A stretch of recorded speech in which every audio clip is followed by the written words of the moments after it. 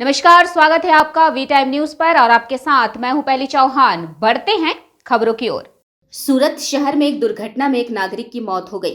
Police आयुक्त अनुपम सिंह गहलोत ने यातायात नियंत्रण के लिए सख्त कार्रवाई के आदेश दिए हैं।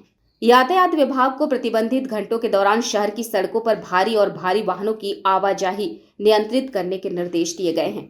इस आदेश के बाद यातायात विभाग ने शहर के चारों क्षेत्रों में भारी वाहनों के खिलाफ सख्त कार्रवाई शुरू कर दी है।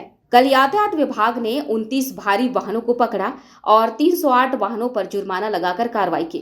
प्रतिबंधित घंटों के दौरान शहर में प्रवेश करने वाले भारी वाहनों के खिलाफ मामले दर्ज किए जा रहे हैं और उन्हें हिरासत में लिया जा रहा है। सूरत शहरना पोलीस कमिश्नर श्री अनुपमसिंह गहलोत सरना खास सूचना करेली કે સુરત શહેરમાં પ્રતિબંધિત સમય દરમિયાન જે ભારે વ્હીકલ હેવી વ્હીકલ જે એન્ટર થતા હોય છે અને એના લીધે જે ફેટલ જેવા અકસ્માતો બનતા હોય છે એ નિવારવા માટે તમામ આવા વ્હીકલોને અમે ડિટેન કરીએ છીએ અને જે જાહેરનામા ભંગ બદલ બીએનએસની કલમ મુજબ એના વિરુદ્ધ એફઆઈઆર દાખલ કરી કાયદેસરની હાલ કાર્યવાહી કરવામાં ચાલુ છે।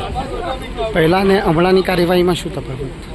પહેલાં જે પ્રતિબંધિત સમય દરમિયાન આવતા હતા એને 1000 રૂપિયાનું દંડ આપવામાં આવતું અને વાહનને રિલીઝ કરવામાં આવતું। હવે આવા વ્હીકલોને 207 મુજબ એને અમે ડિટેન કરીએ છીએ, આરટીનો મેમો આવીએ છીએ જેથી એને ભારે દંડ આવે છે અને બીએનએસની કલમ મુજબ જે પ્રતિબંધિત સમય દરમિયાન થયું છે એના વિરુદ્ધ એફઆઈઆર દાખલ કરીએ છીએ જેથી એને કોર્ટમાં પણ એને કાયદાકીય રીતે એને સામે ગુનો દાખલ કરવામાં આવે છે।